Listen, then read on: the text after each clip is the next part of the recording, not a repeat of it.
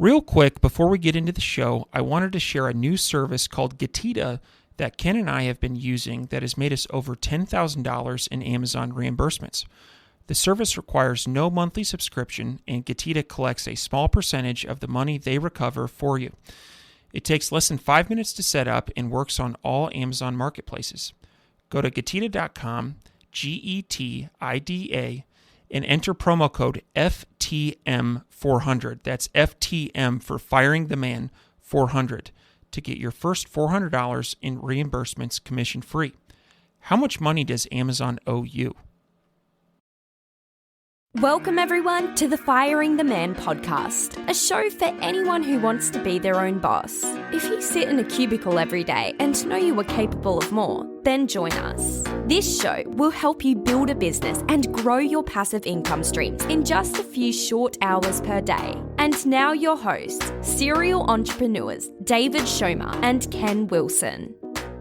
Welcome, everyone, to the Firing the Man podcast. On today's episode, we have the privilege to interview Carson Spitzke. Carson is the founder of Spitzke Solutions. Carson has worked with brands like TEDx and various publicly traded companies and is also an Amazon bestseller at the age of 21. Very excited to have Carson on the show today. Welcome, Carson. Yeah, thanks for having me, guys. Both of you, David and Ken. Appreciate it. Absolutely. So to start things off, can you share with the audience a little bit about yourself and your path to becoming a growth marketing expert? Yeah, sure. So my entire background, I think this is pretty common, but I was an athlete when I started, right? I was 16, 17, 18, playing hockey. I was okay. Right? I've played against people who are in the NHL now, but I'm not going to pretend I was a superstar. At that same time, I was okay in school. Like I skipped a grade, graduated 18 months early, and went into COVID, right? And during that time when we were going into COVID here, I ended up quitting hockey because no season, right? And I kind of figured out, well, I kind of suck at working a 9 to 5. Like I hadn't gotten fired, but I wasn't exactly a model employee. I was never going to get promoted anytime soon. So I figured, well, how can I use my skill sets? How can I use my drive, ambition, my competitiveness into something that makes me money in that sense? And that's kind of all I cared about at the time, which is fine.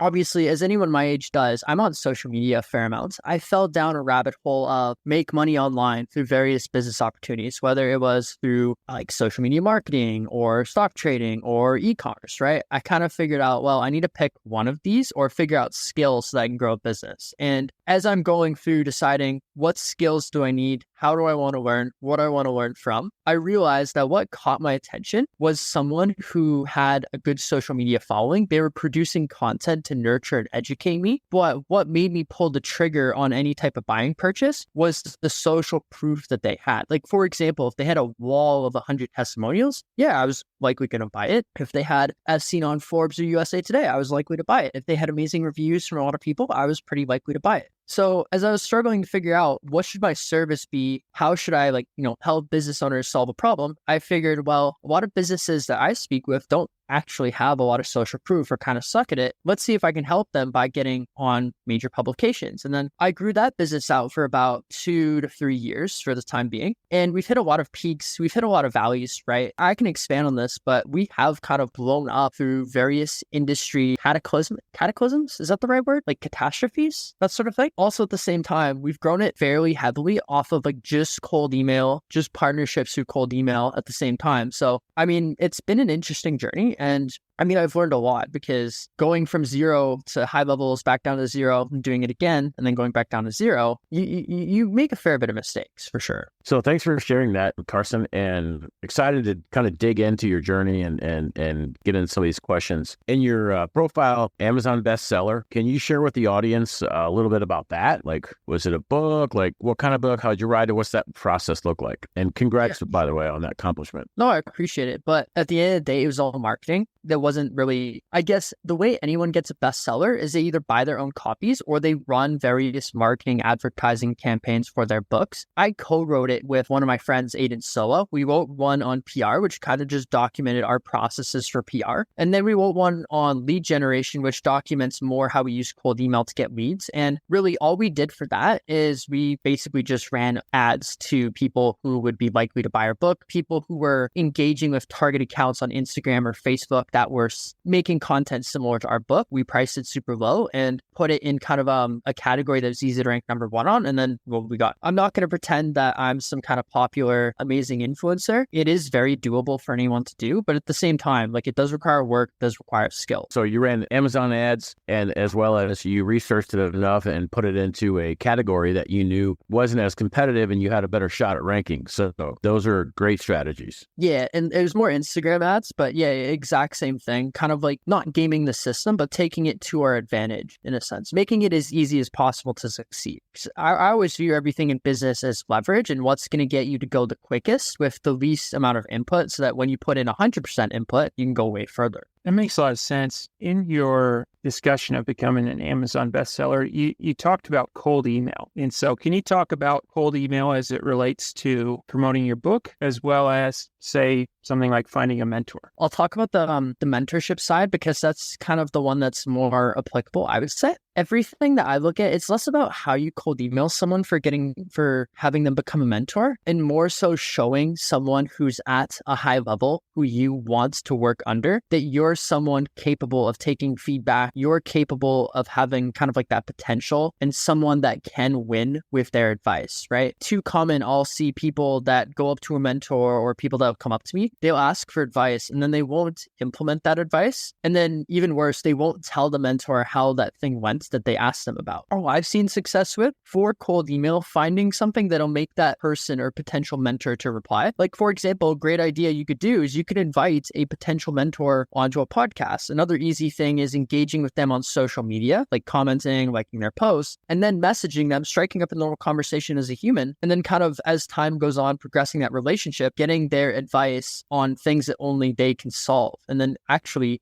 taking action to solve them. Cold email is just a channel that I use to get in front of the right people kind of whenever, because much how I imagine you guys likely run ads for you guys' e-commerce brands, I look at cold email as the B2B version of, in all reality, you can spin up as many email accounts, as many domains, as many leads as you want for relatively cheap cost, and then just send out any message to anyone. At the same time, ads or brand, you do need to have a relationship with your audience to some extent to make them convert. So Carson, can you describe to the audience what's your process for integrating PR into marketing and sales? Yeah, so there's a couple different things I would look at with PR, marketing, and sales in the first place. The first thing you have to do whenever you get a press hit, and we should discuss how to get PR in the first place in a second, but once you get a press hit, the easiest thing that I would do is just put it on your socials, share it to your email list, put it within your sales and marketing processes. Like, for example, one thing we see a lot with business to business brands, if someone books in that first initial call, send them over resources like 10 to 20 minute video sales letter, kind of describing you, going through what's relevant, what's not. Maybe you can even include potential investment levels. Maybe you can include reasons why they shouldn't do it, reasons why they should do it, right? That always helps. And then putting as much social proof so that it captivates the person to take the next step. So putting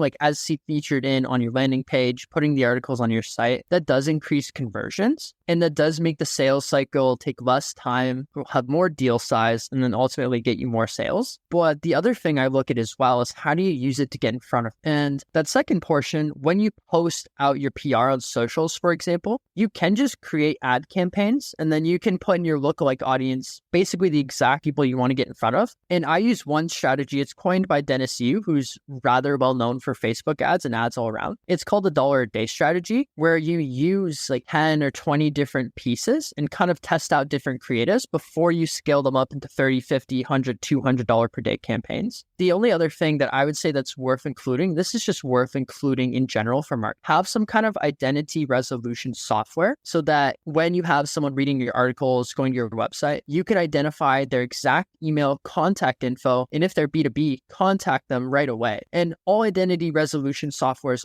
they're just exactly what I explained it as. If someone hits your site, hits your press release or your article, you can see exactly who they are, what they did on the site, and all the information about them. And then you can put that in your marketing campaign. Is there any software that you like to use for that? We currently use, they rebranded. It was called CDP Resolution. It's called Deliver.ai right now. Like it's Deliver, but instead of the second E, there's just no E there. That's what we're using right now for our clients. How can brands position themselves as a trusted authority? I would say get as much social proof as possible. And then the second thing is really just know your target audience as best as you can. Like, for example, if you're starting out, you're going to have to understand your first sale is going to be your hardest sale. Your 10th sale is going to be way harder than your 100th sale. So I would recommend, if you're starting out, learn the problems of your audience as much as you can, then figure out how you can integrate that into your skill set, or find an audience that has a problem in which you can integrate it with your skill set, right? And if you're doing something where you're asking, like, you can do this over cold email. You can just do, hey, I'm a college kid. Can I ask you a couple questions over email here? I'm trying to do some market research, figure out what would make sense for me to have a solution to help, I don't know, e-commerce brands, right? And not everyone would reply, but out of the people who replied, they're more likely to be transparent on the problems you have, or they have. And you can go through and figure out, okay, if I built this problem, would they pay 5K? Would they pay 2K? Would they pay 10K for something like that? And what's nice about that is getting product market fit. That's the hardest thing for any business. And once you have that, if you build out a solution,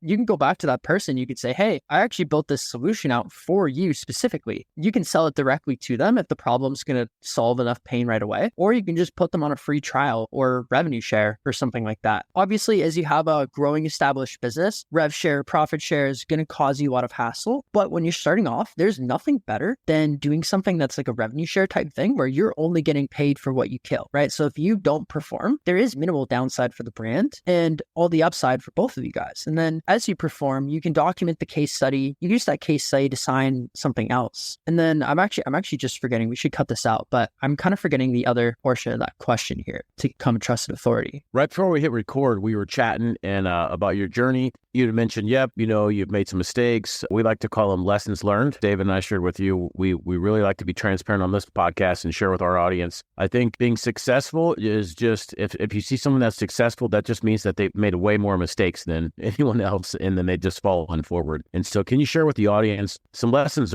learned that you've had along the way, and what you've done to kind of pivot and regroup and be successful? I completely agree with you. It's all about mistakes made and how quickly you make those mistakes. Like I was doing some research, and I heard someone say on another podcast that the reason why Israeli entrepreneurs have such a higher per capita rate of billion-dollar companies is because they embrace the idea of failing. And here in North America, we just truly don't. So I would say kind of the biggest failure I've had was entering into the wrong industries, not finding an industry that had a problem I could solve. And later down the line, like just for context, we went from about 10K per month up to about 100K per month in 2 months when we switched to Web3 and crypto back in 2021. As you guys can remember, around that time, FTX blew up. It financially exploded. And I guess my one advice is, if you're working in a volatile industry, work with players that aren't going to go out of business, because we were working with 7-figure, 8-figure brands, and the way they hedged themselves, and by proxy how I hedged myself, means that when they went out of business or had to lose 80% of their expenses so that they could even stay alive, my deals were cut, right? So overnight, I ended up losing about 50, 60K in revenue that was coming in. 2 days after, this is just kind of an aside, I was in Florida. I got hit by a hurricane, and I was under 19 on my own, had no clue what to do. So that's kind of a story in and of itself. Outside of that, I guess you always have to do way more than you think is needed. Everything is a numbers game, and far too common from what I see with my peers. And I'm starting to break out of this myself. I'm not going to pretend I don't still do this. Is not using data to make your decisions. Everyone just uses emotion. Oh, I think this is better. Oh, I think this is better. Well, data says it's otherwise, right? And kind of having a great understanding of how you're tracking your data can actually drive you to make the proper decisions instead of spinning your wheels and kind of preventing you from growing. The only other thing that I would really mention is just kind of hedging your bets, right? For me, I would kind of rely on one client source being cold email for way too long. And what that would end up doing is every time I had an issue with it, I'd be out of commission. Like we wouldn't get any new leads, new sales would dry up over time, and it would kind of suck, right? So if you can hedge your bets across maybe multiple different industries, multiple different client channel sources and everything like that, you do want to build out a business like an investor. Like you want to build as safe while also getting you the best return for your time and effort as you can. Okay. Yeah. Just as a follow-up, thanks for sharing those, lessons learned, mistakes, whatever you like to call them. It's really good to share those, own them, like you mentioned, and then kind of pivot and regroup. And so before I kick it over to David, do you want to share anything about, you had mentioned getting caught in a hurricane in Florida at 19, and can you share what that experience was like and how you made it out of there? It was a very chaotic experience, and I don't know if you guys have noticed, I have a big hairline. I'm pretty sure I lost half my hairline from that like 2 week experience. But the entire situation, I was living with a friend. I'd only had like 3 conversations with him online. I asked him, "Hey, can I just live with you for a month?" Right? So we were in Tampa. Our AC kept on going out, and it was 90 degrees Fahrenheit. I am not used to that kind of weather, so I was sitting there taking like 10, 15, maybe 20 sales calls a day because like we were booking a lot of people in, and I was like sweating so hard. People were actually concerned for me. It's kind of funny. When the hurricane hit, I think I was 20, maybe I was 19. I don't know. Either way, I was under 21 in a different country because I'm Canadian. When that hurricane hit, my roommate packed up. He left. We were in Tampa. He went down to Fort Myers, was directly where that hurricane struck. I don't know how he's alive, to be honest with you, but that's aside. I ended up going to Orlando, and I was staying in a hotel, only hotel up in a 10-mile radius to have the power go out. And I'm trying to find, okay, how can I get a different hotel? Because I can't stay here. I had to go to 20 different hotels to find one hotel that would let me check in alone without a reservation under 21. And I kind of figured I was going to hole up in Florida for like 4 or 5 months. I figured this is stupid. I'm so tired. I'm done. I went home to minus 30 degree weather. So you went from 90 to minus 30. So no, that's cool. It's always good to kind of hear stories like that. It resonates with a lot of people. So there's my trauma dump for today. Yeah. So what are the key components of a compelling story that not only captures attention, but also drives action from an audience? I would say it's more market research, right? And kind of understanding what makes someone tick. Because you can look at this from 2 ways. You can look at this from a very copywriting driven perspective where you want to find problems. You want to find how that problem is currently being addressed by your clients and by other marketers. You want to figure out, in a sense, a unique way to frame that problem, a unique way to frame your solution, and get as on point as you can with the points that they're struggling with. That's if you want to use something that's more problem-based. It is always a good idea to mix in things about you or your brand. We do see a lot of success where people who have kind of lived exactly what they're doing for a service or product, like one of our clients, he's a financial advisor. There's a movement. It's the FIRE movement, like financially independent, retire early. He actually was able to make it so where he was able to retire on paper at the age of 35. And all he does is a financial advisor. He just grows out his business, helping people do the same. And we put out like a super small article detailing exactly how he helps like tech executives, tech VPs do that for themselves in Silicon Valley.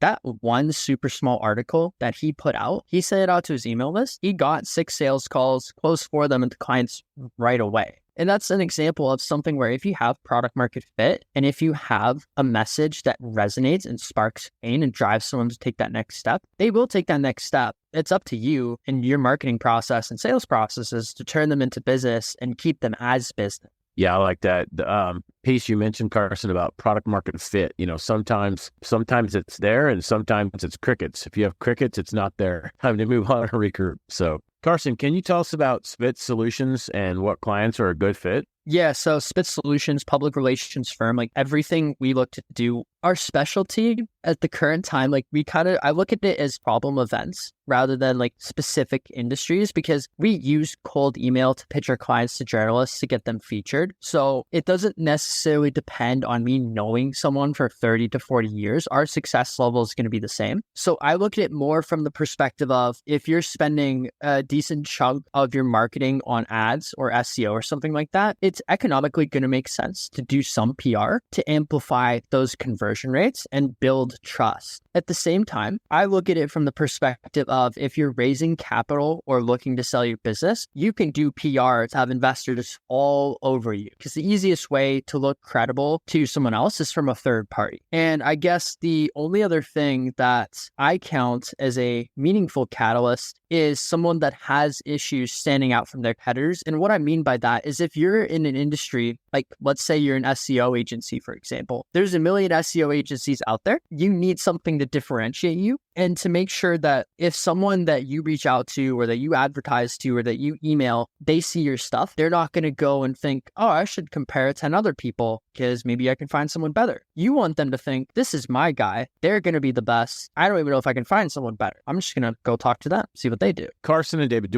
are there any questions or any topics we didn't cover that we want to cover before we head into the fire round? No, let's get to it. So Carson, For all the guests we have on the show, we run them through the ringer. It's called the fire round. Are you ready? Yeah. All right. What's your favorite book? I'd say the Harry Potter series. Good storytelling. Nice. What are your hobbies? Playing hockey, working out, walking my dogs, and sitting in front of my PC for 15 hours a day trying to build something. Awesome. What is one thing that you do not miss about working for the man? The fact that you had zero control over your day-to-day and the fact that everything felt draining. Okay, last one. What do you think sets apart successful entrepreneurs from those who give up, fail, or never get started?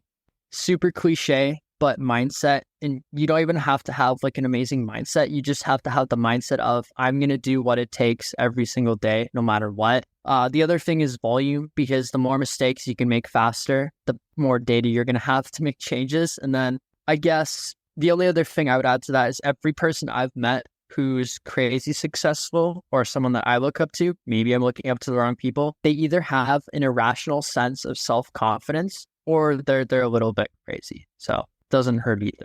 Awesome. Carson, I want to thank you for being a guest on the Firing Man podcast. If people are interested in getting in touch with you or working with Spitz Solutions, what would be the best way? Easiest thing would be spitzsolutions.com or looking at my name, Carson Spitzke, on LinkedIn. Those are the two places I'm actually active online. Awesome. And we'll post links to all those in the show notes. Thank you so much for your time today and looking forward to staying in touch. Thanks for having me, guys. Appreciate it. Before you go, we wanted to share a new service that Ken and I have been using called Getita that has made us over $10,000 in Amazon reimbursements. The service requires no monthly subscription, and Getita collects a small percentage of the money they recover for you. It takes less than 5 minutes to set up and works on all Amazon marketplaces.